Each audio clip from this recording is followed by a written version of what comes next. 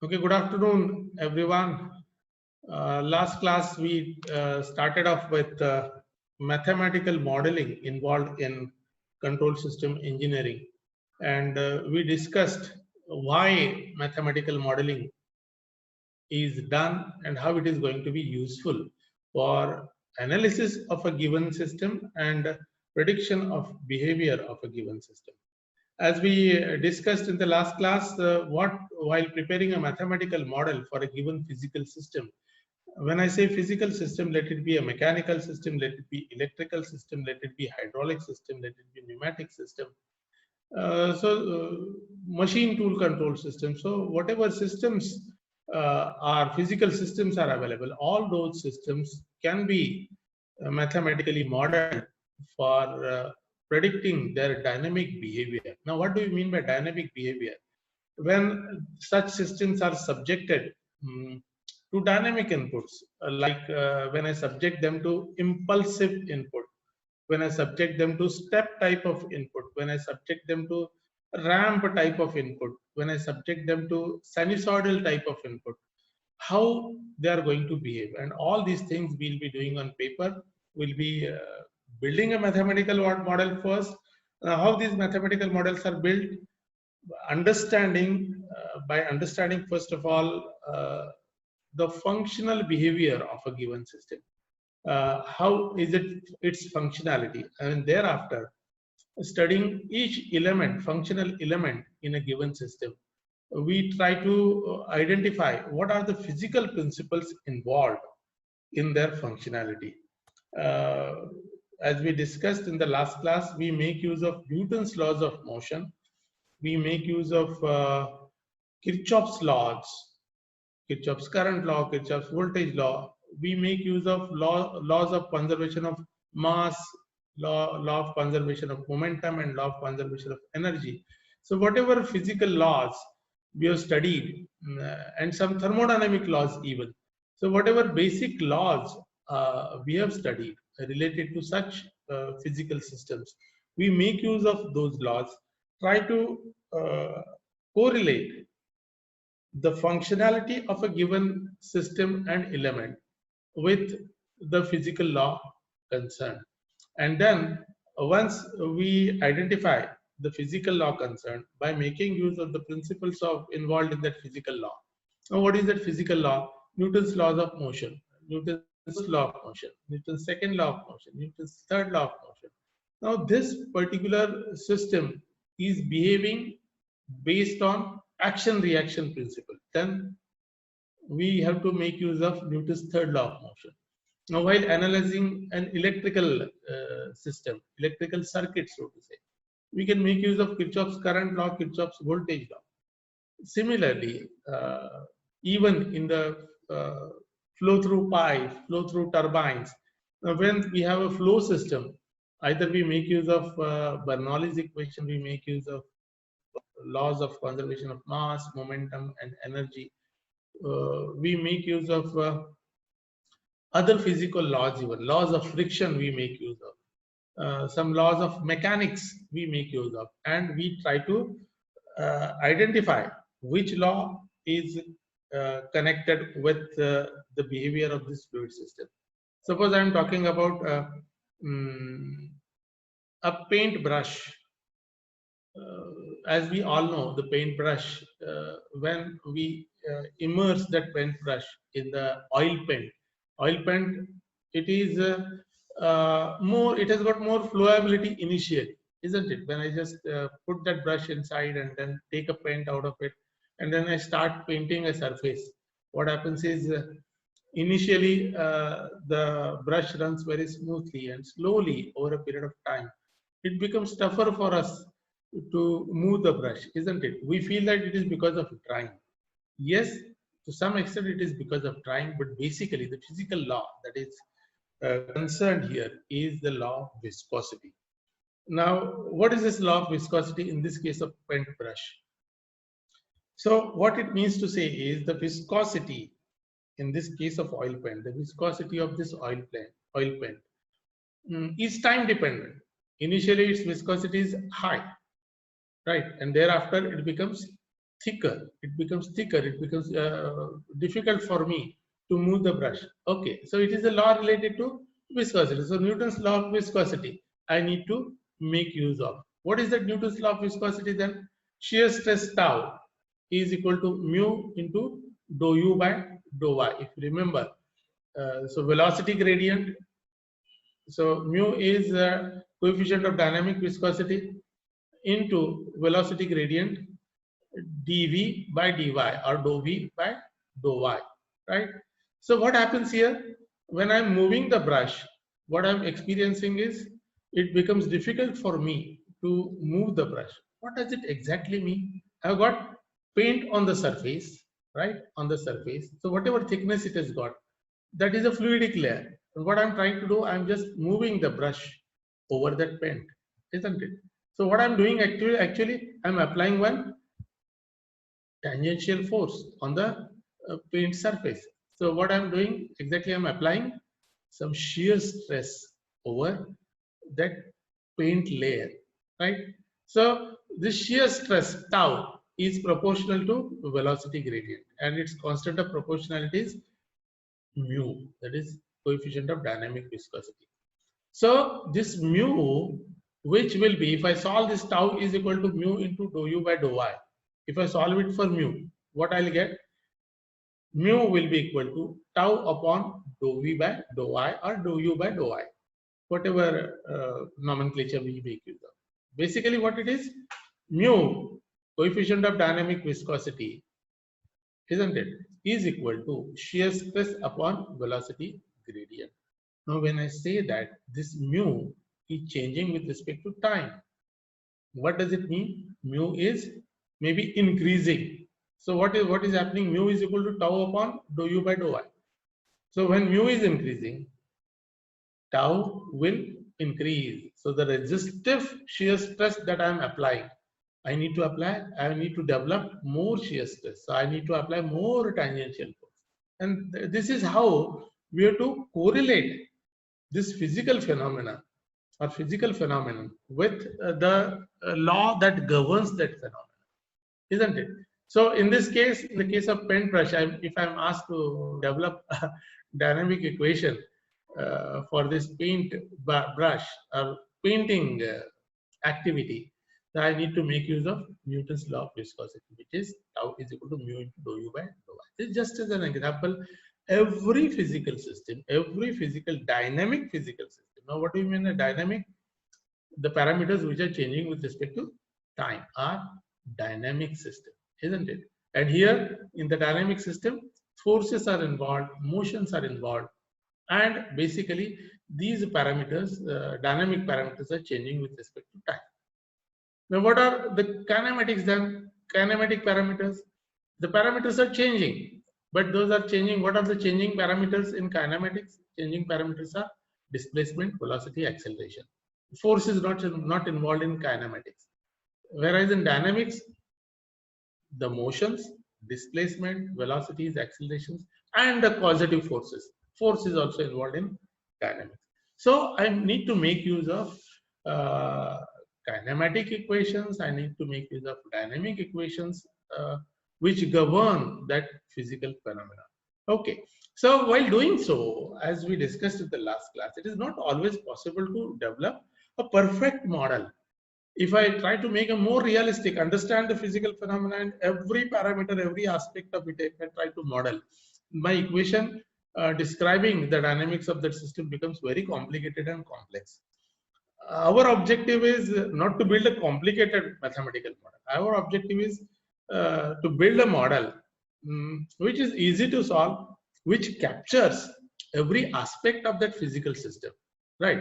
Very important aspects of that physical system. And it also serves the purpose for which I am carrying out this dynamic analysis. म्हणजे काय, जसं suspension सिस्टमचं आपण familiar example घेतलं, मी फक्त मला बाकीच्या सगळ्या डिटेल्स मध्ये I am not much interested. What I am interested is I am looking for a good suspension system design. आणि त्यात काय अपेक्षित आहे, खड्ड्यात न गेली किंवा स्पीड ब्रेकरवर न गेली तर the rider or the occupant should not feel the pinch. माझ्या बटक्सला पिंच व्हायला नाही पाहिजे, मला त्रास नाही व्हायला पाहिजे, मी उडला नाही झाला पाहिजे. म्हणजे काय? The force transmitted to the rider should be minimum is my major objective, and the displacement transmitted to the rider should be minimum. This is how I have to describe the objectives of my study first, and then based on my objectives I should build the mathematical model, which is maybe to some extent simplified even, though it is not highly realistic, but it captures the dynamic aspects of that physical system, and it serves my purpose of predicting this behavior. It serves my purpose of designing a good physical system. Okay, this is what we discussed in the last class. Let us move further.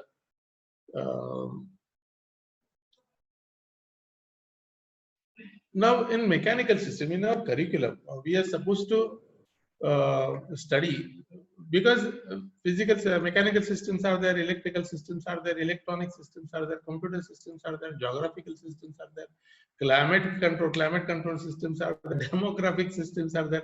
Every system can be modeled. Even fluid systems are there, hydraulic systems are there, pneumatic systems are there. Out of that, as per the specifications or the details given in the syllabus, we are supposed to study the mechanical system. That's what they have written. We'll try to cover some other systems also if time permits. So in mechanical systems, we'll be basically studying translational mechanical systems and rotational mechanical systems. Now, what are these translational mechanical systems? So I'll be considering the linear motions, right? Linear motions are the translational motions, which are defined in terms of x, y, and z coordinates. I am not bothered about the rotational aspect of it. I'm just measuring the linear or translational aspects of mechanical systems. So this is one part of study. And secondly, I'll be studying the rotational mechanical systems also. Now, any translational mechanical system, I am using the word any translational mechanism. So any translational mechanism, when I say, let it be a robo base, let us say, the robo carrier. The robo moves in X direction, the robo moves in Y direction, the robo moves in Z direction. Wherever linear motions are involved, I'll be making use of the principles of translational mechanical system analysis. Wherever I have a translational motion. Now take the same case of a robot. When there is a gripper which is gripping the job, now that grip job is rotated also, isn't it? So this gripping motion is translational motion, whereas this rotation motion is rotational mechanical system, isn't it? So I make use of rotational mechanical system analysis concept when I'm designing a gripper. And there are specifically rotational elements also. When you have a fan, ceiling fan in your room, there's a shaft. On that shaft, the rotor is mounted, and then that shaft is subjected to torsion, let us say, or rotational motion. So the rotating shafts, wherever those are involved, in a machine tool it is involved, in a motor it is involved. So various physical systems will find rotational motion involved. So all those rotational components can be modeled by using rotational mechanical systems analysis. And all the translational mechanical system concepts can be used for modeling all the physical systems which are subjected to translational motion. Now, if you are talking about translational mechanical elements,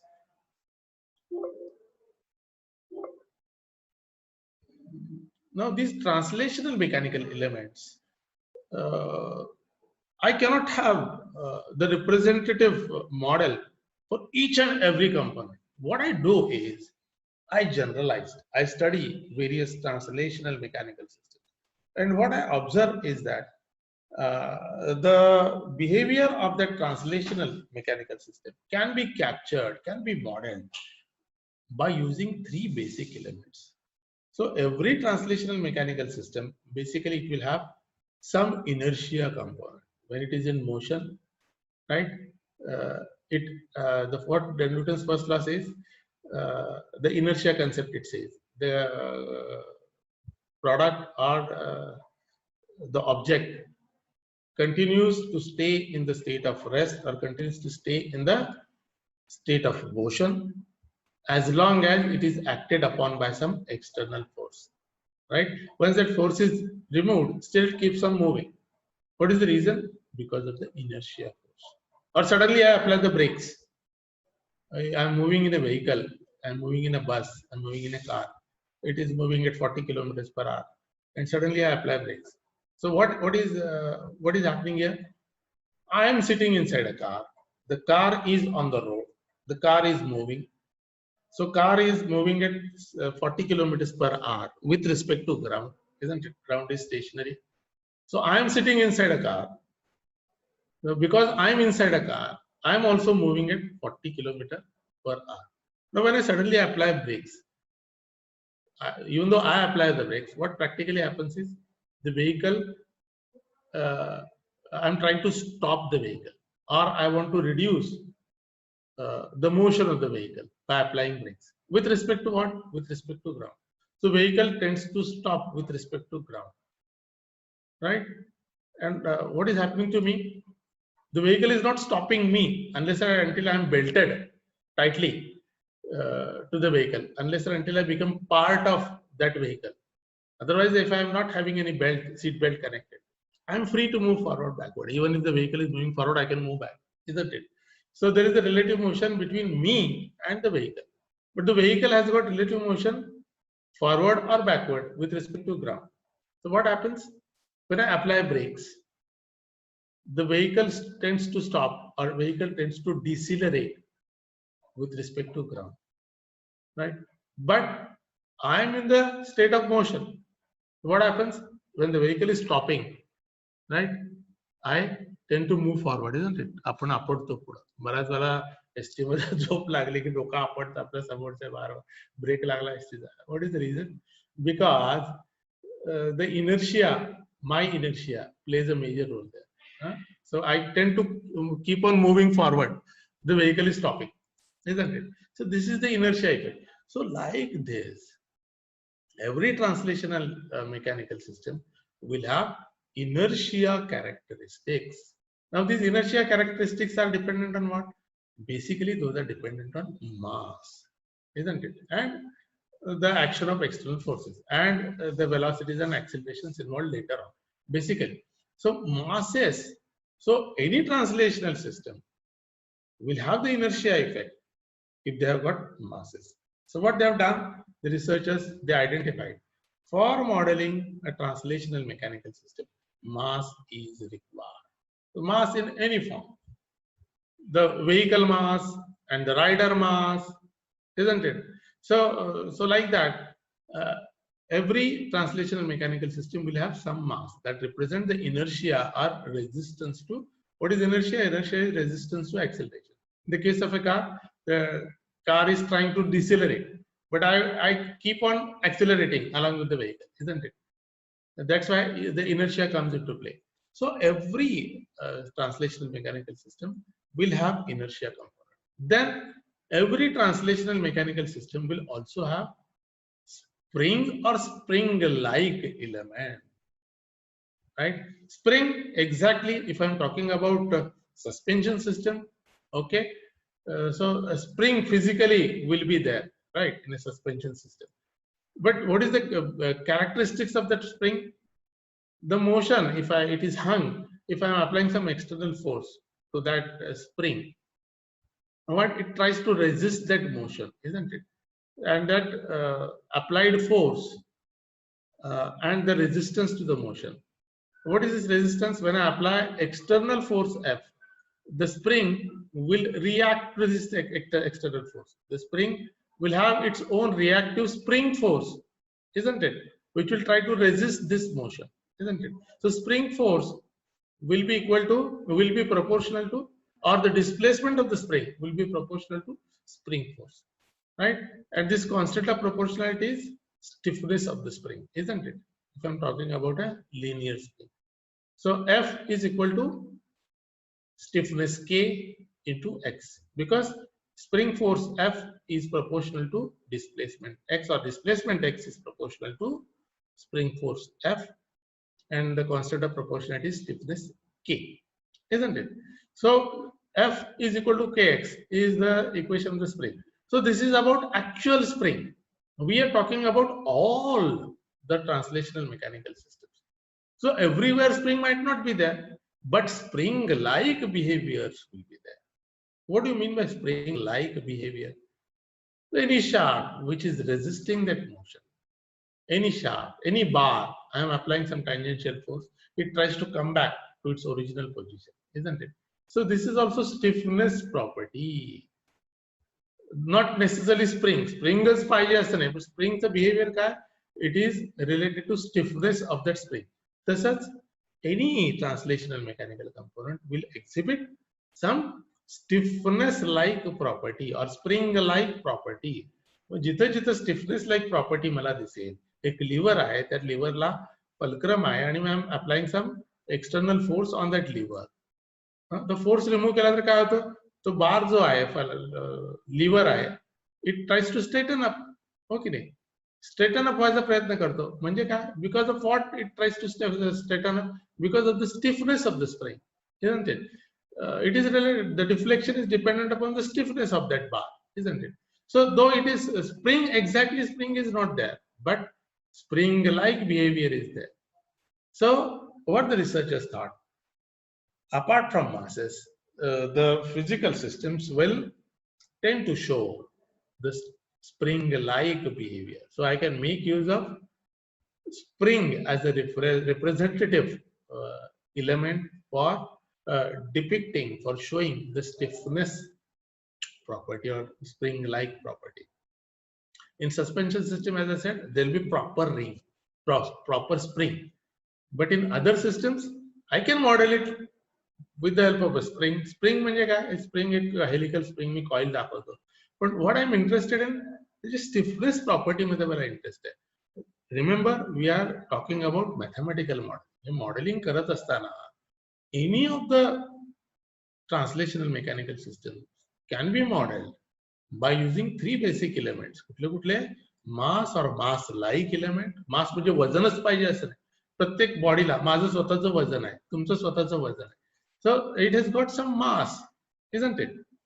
So any translational mechanical system will essentially have the inertia like elements or mass like elements. Secondly, every translational mechanical system will have stiffness property or spring like property.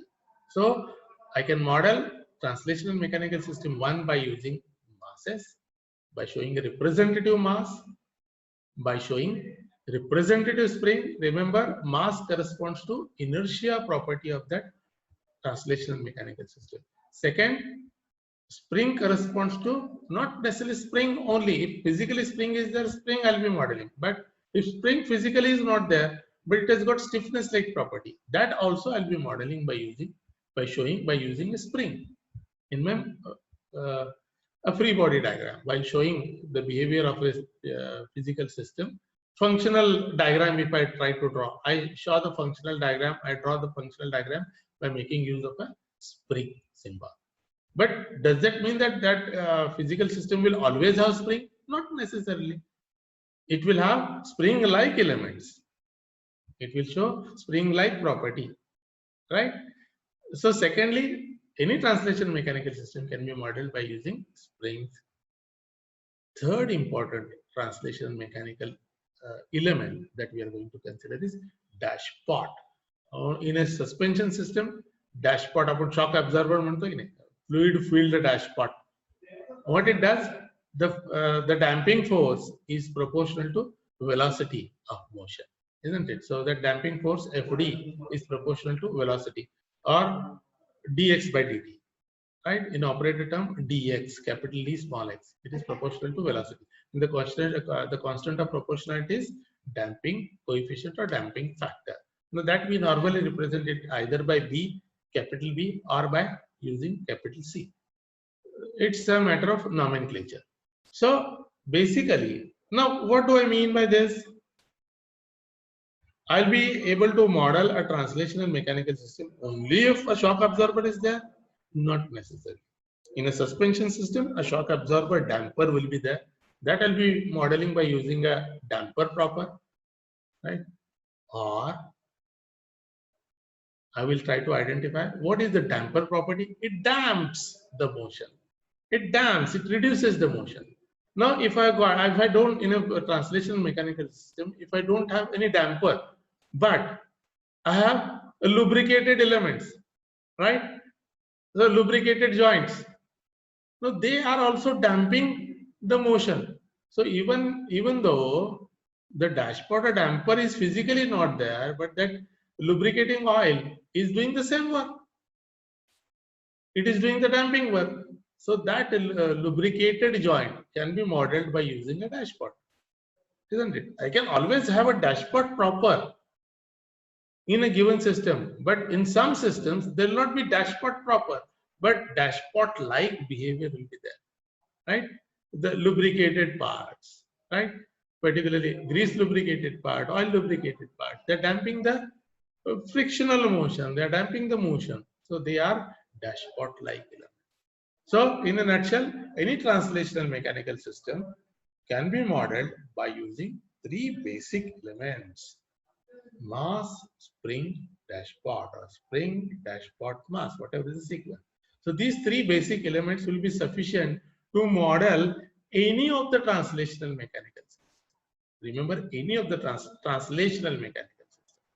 So this is how the researchers came out with the concepts of mathematical modeling of translational mechanical system by using these basic elements. The mechanical systems does not have to be really made up of springs, dashpot and masses, but have the properties of stiffness, have the properties of damping, and have the properties of inertia.